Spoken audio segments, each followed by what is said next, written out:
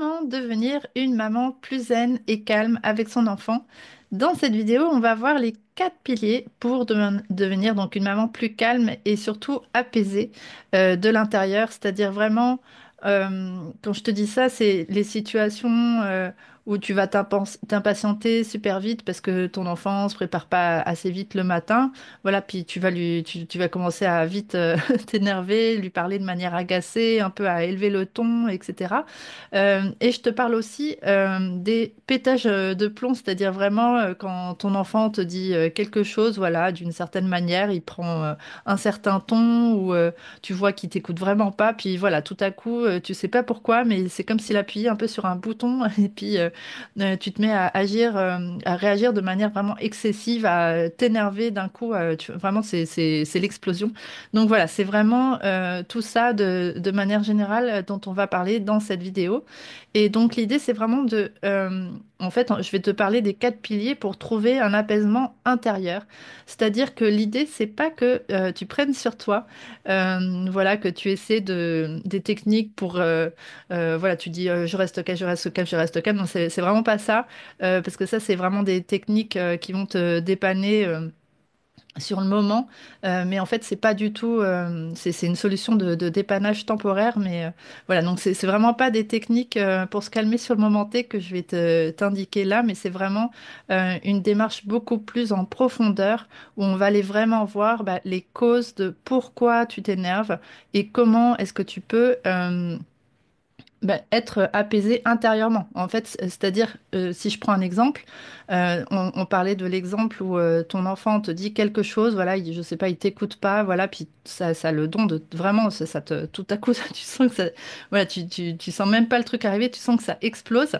Voilà, donc l'idée, c'est pas à ce moment-là de faire, ok, bon, je vais redescendre, c'est bon, tout va bien, voilà, c'est pas ça, mais c'est vraiment d'aller voir bah, le déclencheur, ce qui fait que tu exploses à ce moment-là, et du coup d'aller comment dire, le désamorcer euh, en amont, c'est-à-dire qu'on aura déjà travaillé dessus et du coup, le moment où ton enfant va te dire ça, ben en fait, ça va plus rien déclencher en toi parce qu'en fait, ça va plus être un déclencheur pour toi. Voilà, donc c'est vraiment ça, c'est l'idée de désamorcer et c'est pas l'idée de d'être sur le moment et puis de te dire ok, ça y est, je reste zen, je reste calme, tout va bien. Voilà, donc c'est pas ça. Même si c'est super admirable si voilà, tu arrives à faire ça, mais c'est quand même pas évident, surtout s'il y a plusieurs situations qui s'enchaînent ou que tu as une journée un peu difficile, bah, forcément, ça va être plus compliqué de trouver les ressources internes en toi pour faire OK, je me pose, je suis zen, voilà.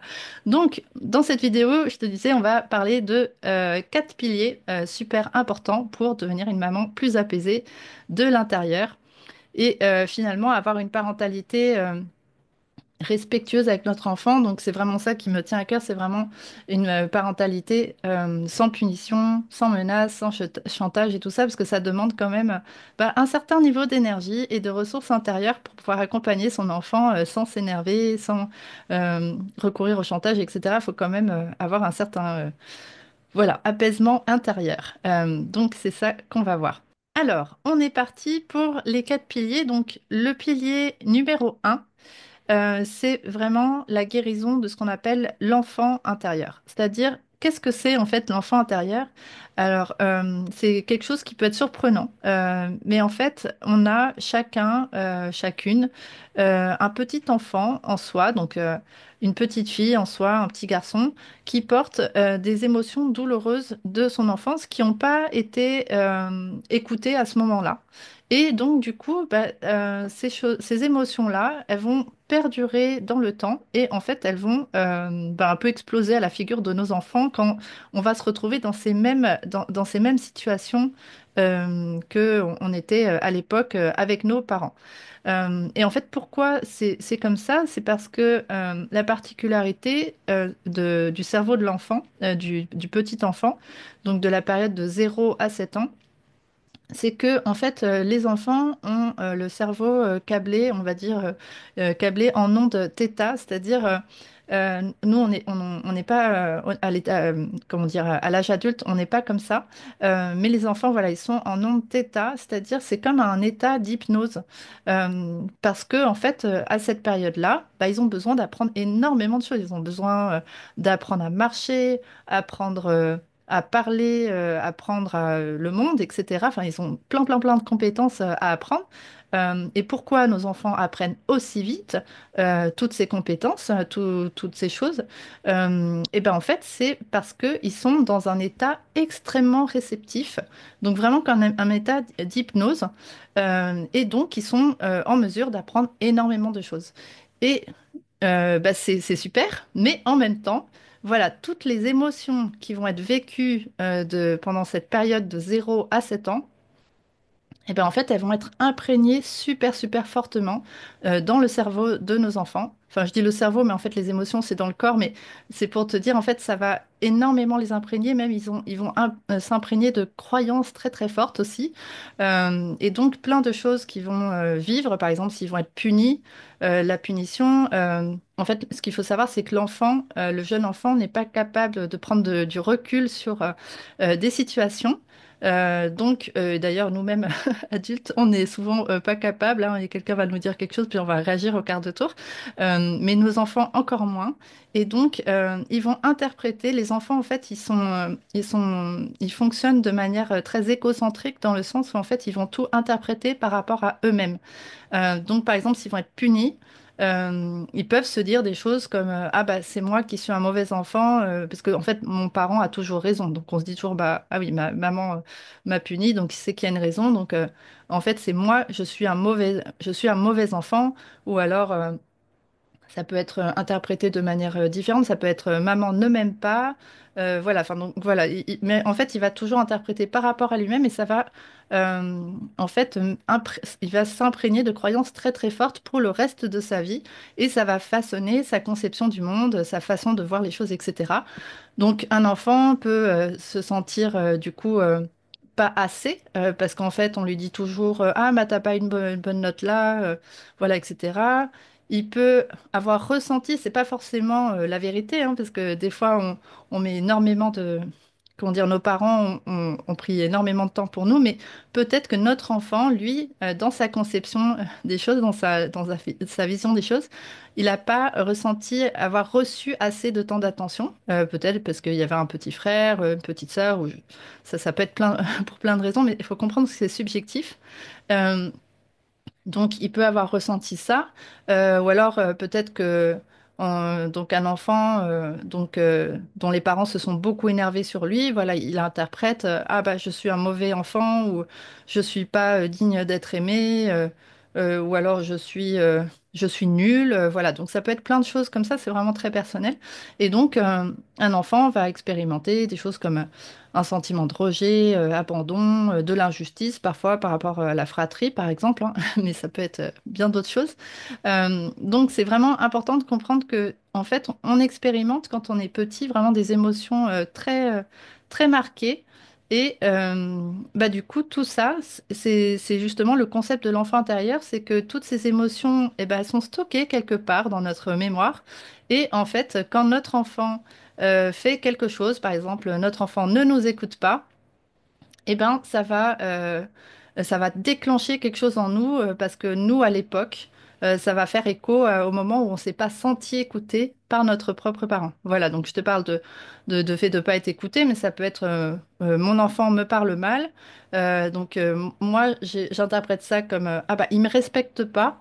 Et en fait, moi, dans mon enfance, je me suis pas sentie respectée parce que, par exemple, mon parent me punissait tout le temps ou me faisait des petites blagues un peu humiliantes ou enfin ça peut être pour plein de raisons possibles mais c'est juste pour te donner des petits exemples comme ça mais évidemment pour chacun ça va être différent et donc c'est super important de comprendre que il est impératif de guérir ton enfant intérieur pour devenir un parent apaisé avec ton enfant. Et donc, c'est pour ça que moi, dans mes coachings, j'utilise une méthode de libération émotionnelle pour aller vraiment libérer ces émotions bloquées, ces mémoires bloquées qui sont en toi. Et c'est vraiment important aussi de comprendre que, alors je vais en parler plus tard dans la vidéo, mais ces émotions, elles sont stockées dans le corps en fait, parce qu'on a toujours l'impression que nos émotions, elles sont dans la tête. On se dit, ah bah je me sens triste, je me sens en colère, etc. Mais en fait, c'est vraiment important de comprendre que les émotions sont bloquées dans le corps. En fait, on ressent nos émotions dans le corps, hein, forcément. Si, par exemple, si je prends l'émotion de la colère, si tu t'es senti en colère, et ben, en fait, tu ressens, si tu scannes ton corps, si tu fais un scan corporel, tu vas voir que en fait, tu ressens cette colère quelque part. Ça peut être dans le ventre ou dans la poitrine ou peu importe, mais voilà, ça va être propre à chacun. Et donc, ces émotions, si elles ne sont pas écoutées, elles restent bloquées dans le corps et c'est important, du coup, de comprendre que la thérapie par la parole, c'est vraiment, évidemment, ça aide, mais en fait, il faut aller libérer ces émotions dans le corps. Et donc, c'est pour ça que j'utilise une méthode de libération émotionnelle qui va aller libérer aussi ces émotions dans le corps. Voilà. Alors maintenant, donc, on va voir le pilier numéro 2. Donc le pilier numéro 2, c'est de développer son intelligence émotionnelle. Alors qu'est-ce que ça veut dire que l'intelligence émotionnelle? Bah, c'est donc l'intelligence de comment je vis mes émotions, etc. Et donc, développer son intelligence émotionnelle, ça veut dire quoi concrètement? Alors déjà, c'est d'avoir une profonde connaissance de ses schémas et de ses blessures. C'est-à-dire, quand je parle de blessures, c'est pas bien sûr les blessures physiques, j'ai mal au genou, etc., mais c'est justement l'aspect dont je te parlais en numéro un.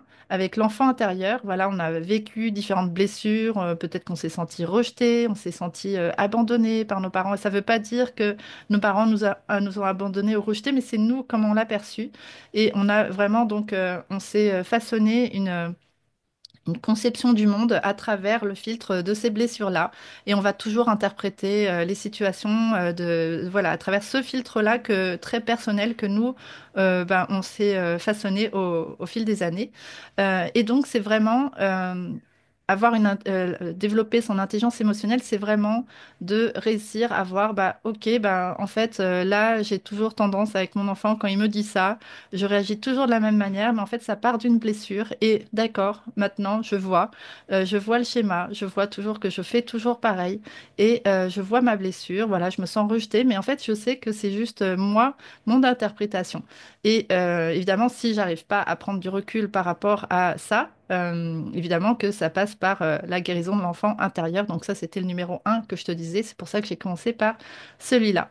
Et deuxièmement, l'intelligence émotionnelle, ça veut dire aussi que des sphères de ta vie ne sont pas compartimentées. C'est-à-dire que, par exemple, si tu vas au boulot et que tu as une journée de boulot pourrie, bah, évidemment que c'est compliqué de dire ah bah non, moi, je laisse la partie boulot voilà, dans son coin et maintenant je suis une maman bien avec mon enfant. Voilà, toutes mes émotions négatives du boulot, je les laisse de côté. Puis là, je suis 100% avec mon enfant, tout va bien, etc. Évidemment que en fait, ça va apporter du stress et que du coup, tu vas être énervé avec ton enfant. Si par exemple tu es tout le temps en conflit avec ton conjoint, ton compagnon, bah, évidemment que ça va impacter ton enfant. Si par exemple toi t'es pas du tout épanoui dans ta vie, bah, évidemment que ça va impacter ton enfant. Donc ça c'est vraiment super important de comprendre que tes sphères de vie ne sont pas compartimentées. Tu peux pas laisser voilà tu peux pas te diviser, dire voilà bon ça c'est la partie conjointe, ça c'est la partie boulot, ça c'est la partie je sais pas quoi. Voilà. Et en fait, toutes tes situations de vie vont impacter la relation avec ton enfant. Et en fait, pourquoi c'est important de comprendre ça?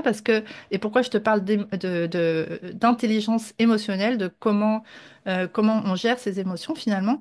Et ben en fait, c'est-à-dire que toutes les interactions que tu vas avoir avec les autres, que ce soit ton chef au boulot, que ce soit ton compagnon, etc., tu vas réagir d'une certaine manière. Et en fait, c'est la façon dont tu vas réagir, alors c'est pas du tout une accusation, hein, on est tous dans ça, etc., et c'est vraiment un apprentissage. Donc il y a zéro accusation. J'ai fait le chemin moi aussi et je le fais toujours, hein. C'est un peu une montagne sans sommet que tu gravis tout le temps. Mais en fait, qu'est-ce que je disais? Oui, donc en fait, c'est important de sortir de la réaction, c'est-à-dire la personne agit et moi je réagis en fonction de ça, mais vraiment de choisir comment moi je décide de me sentir par rapport à comment les autres me parlent, comment ce que les autres me disent, etc. Donc plutôt que d'être je sais pas, mon chef va me dire un truc et puis moi je vais l'interpréter comme il me manque de respect ou je sais pas n'importe quoi et d'être dans la colère, bah, peut-être que je peux observer ce qu'il me dit puis voir en fait que enfin, c'est toujours la même histoire finalement des blessures qu'on a et de voir en fait, ah oui, peut-être qu'en fait là c'est ma blessure de telle chose qui a été activée et en fait je peux peut-être choisir de me sentir différemment dans cette situation parce qu'en fait je vois que c'est juste ma blessure qui parle et que en fait je pourrais interpréter les choses différemment. Peut-être que mon chef ce jour-là, je sais pas, il me parle mal et moi je me dis tout de suite, ah bah il me respecte pas et en fait je peux voir que peut-être ce matin-là, eh ben, il a eu je sais pas, une journée pourrie, puis donc ce jour-là, il me dit un truc, voilà. Enfin, c'est juste pour te donner un exemple, mais ça peut être plein de situations différentes, mais c'est vraiment de prendre la responsabilité de comment je me sens et en fait de comprendre que ta vie ne dépend pas des circonstances extérieures, mais de comment toi, tu décides de te sentir à l'intérieur. Comment tu décides d'interpréter les choses, etc. Et donc ça, c'est vraiment développer son intelligence émotionnelle de savoir, ok, bah, là, je me sens en colère, mais peut-être que en fait, je peux me sentir autrement. Et c'est pas une histoire de nier ses émotions, mais c'est vraiment d'aller voir aussi bah, pourquoi la personne elle m'a parlé comme ça, parce elle était peut-être elle aussi sous le coup d'une émotion, et peut-être qu'elle est avec ses blessures de vie elle aussi. Enfin, c'est pas peut-être, c'est forcément. Et donc, elle m'a parlé d'une certaine façon, mais je peux peut-être le voir de manière différente. Voilà. Donc, ça, c'était le deuxième pilier. On passe maintenant au troisième pilier. Le troisième pilier pour être une maman plus apaisée, c'est d'avoir une profonde connaissance de ses besoins. Et donc aussi, pas seulement la connaissance, mais aussi de remplir ses propres besoins. Parce qu'en fait, ce qui va se passer, c'est que souvent, on a tendance à reporter la responsabilité de nos besoins à nous, à notre enfant. Typiquement, c'est par exemple, mon enfant met du temps à se coucher le soir. Et en fait, moi, je vais m'agacer. Voilà, ça va m'énerver qu'ils mettent autant de temps à se coucher, parce qu'en fait, moi, je suis fatiguée. Mais en fait, mon enfant, lui, n'est pas fatigué. Voilà, et donc, en fait, je reporte mon besoin sur mon enfant en essayant de faire que bah, il se couche plus vite, parce que, en fait, je suis fatiguée, donc va te coucher. Voilà, et ça, c'est vraiment super important de comprendre ça. En fait, j'ai pris cet exemple-là, mais tu vois, par exemple, si toi, tu as faim, tu vas pas demander à quelqu'un d'autre de manger pour toi. C'est absurde. Enfin, quand je prends cet exemple-là, ça paraît vraiment totalement évident, mais en fait, c'est ce qu'on fait avec notre enfant quand... bon, j'ai pris l'exemple du coucher, mais il y a plein d'exemples possibles, mais dans cet exemple, c'est vraiment flagrant. Moi, je suis fatiguée, donc toi, va te coucher. Mais en fait, ça fonctionne pas comme ça. Et en fait, il y a beaucoup de choses, il y a beaucoup de situations où on va avoir tendance à s'énerver, et en fait, parce que nos besoins à nous ne sont pas remplis. Alors, je vais te donner un exemple pour te donner un peu une idée. Donc, je te parlais de l'exemple du coucher. Et donc, j'avais une maman que j'ai accompagnée en coaching et qui me disait, moi, mon enfant, quand voilà, il met du temps à se coucher, bah, ça m'énerve, j'en peux plus, j'ai plus envie d'être patiente à côté, je peux pas attendre, voilà, j'ai juste envie de faire autre chose. Et donc, quand on a été voir ça, parce qu'en fait, moi, j'accompagne mes clientes avec différents outils, et un de mes outils, c'est vraiment le coaching, c'est-à-dire vraiment l'art des questions percutantes pour mettre vraiment le doigt sur la bonne problématique. Et ma spécialité, c'est vraiment de mettre le doigt sur tes déclencheurs, donc vraiment voir, en fait, c'est quoi qui fait que tu vas exploser sur ton enfant, c'est quoi oh, voilà. Et donc, c'est en changeant, en allant voir ça, le déclencheur, que après on peut aller, c'est seulement à partir de ce moment-là qu'on peut forcément changer les choses pour voir euh, comment faire pour que tu te sentes mieux par rapport à cette situation et trouver un apaisement intérieur. Et donc, cette maman-là, en fait, en la coachant avec des questions, justement, ben, on a compris que le vrai problème, c'est qu'elle voulait jouer du piano. Et donc, elle avait hâte que sa fille se couche parce que En fait, elle voulait passer du temps pour elle et jouer du piano ben, avec un casque, hein, forcément, parce que si sa fille dort, elle peut pas jouer du piano hyper bruyamment. Et en fait, c'était assez étonnant finalement parce que cette maman, elle est prof de piano. Et donc, on pourrait se dire que, ben, en fait, elle est tout le temps en train de faire du piano. Mais en fait, pas du tout parce que euh, quand elle est à son travail, en train d'être assise à côté de son élève, ben, elle, en fait, elle n'est pas en train de jouer du piano. Elle est en train de, voilà, enfin, elle enseigne le piano, mais elle n'est pas en train de jouer du piano. Et elle, ce qui la nourrit, c'est qui lui fait du bien, c'est vraiment de jouer du piano. Et c'est pas du tout la même chose. Et du coup, comme dans la journée, finalement, elle prend pas ce temps de jouer du piano, ben, en fait, le soir, ses besoins sont pas comblés. euh, Parce qu'ils n'ont pas été comblés pendant la journée et du coup bah, en fait ça va faire qu'elle va s'énerver sur son enfant et donc on a été voir comment elle pouvait intégrer plus de piano dans sa journée. Mais en fait, ça, c'est super important de comprendre que souvent, on n'a pas conscience de nos besoins. Voilà, c'est un petit peu, on se dit, bah, oui, voilà, j'aime le piano, je fais du piano, mais en fait, c'est pas le bon truc, c'est pas ça qui nourrit, voilà. En tout cas, cette maman-là, ça ne la nourrissait pas de juste être à côté en train d'enseigner le piano, c'est pas la même chose. Et c'est vraiment important de comprendre qu'il n'y a que à partir du moment où tu prends conscience des choses que tu peux les changer.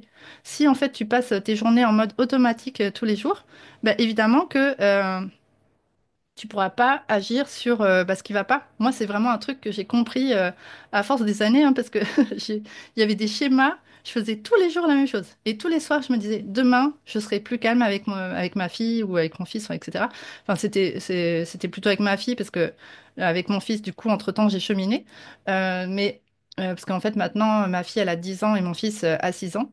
Et donc, c'était vraiment avec ma fille, j'avais vraiment des schémas. Je me disais, mais tous les jours, mais pourquoi je me suis énervée? Bon, demain, je fais mieux. Et je me couchais vraiment avec la résolution de demain, je vais faire mieux. Et en fait, le lendemain, je faisais pas mieux du tout. Je continue à m'énerver. Et parce qu'en fait, c'est super, super important de mettre de la conscience sur tes schémas. Et donc, bah, aussi, les besoins que tu as qui ne sont pas nourris. Voilà. Donc ça, c'est super, super important.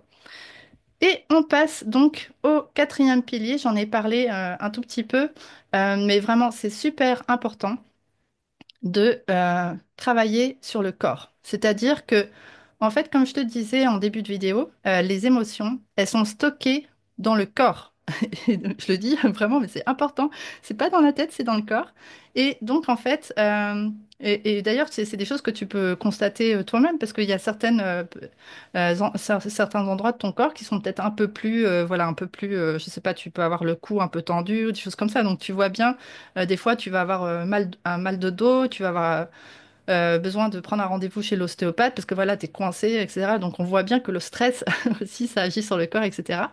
Mais ça peut être aussi des migraines, etc. Enfin, je pense que tu vois bien que des fois, il y a des moments où on ressent que ces émotions, bah, voilà, elles font des choses sur le corps.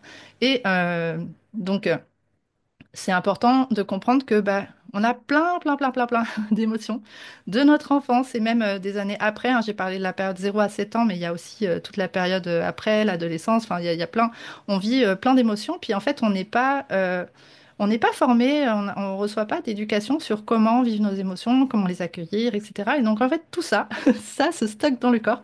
En fait, on est des petits traumas sur pattes. Et quand je dis les traumas, on s'imagine toujours que c'est je vais me faire renverser par un camion, je sais pas quoi, ou mon père a été tué, je sais pas, par balle, etc. Mais en fait, c'est pas ça les traumas. Les traumas, il y a aussi les traumas petit t, donc c'est plein de petites émotions, voilà, qui s'accumulent, etc. Puis à force de répétition, bah, ça va créer vraiment. Un gros truc, une, une- une grosse charge émotionnelle chez nous.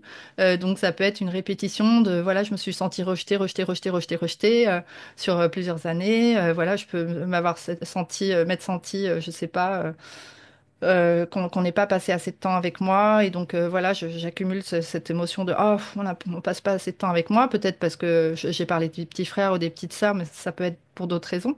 Voilà, en fonction de la perception de l'enfant. Et donc, du coup, bah, en fait, tout ça, on cumule des émotions dans le corps.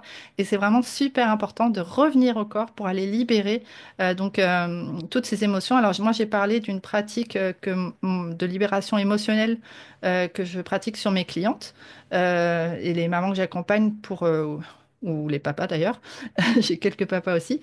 Mais donc j'ai parlé de ça, mais il y a aussi, c'est important de comprendre que il y a aussi d'autres façons de libérer les émotions et en fait tout ça c'est complémentaire, c'est à faire, tout est à faire.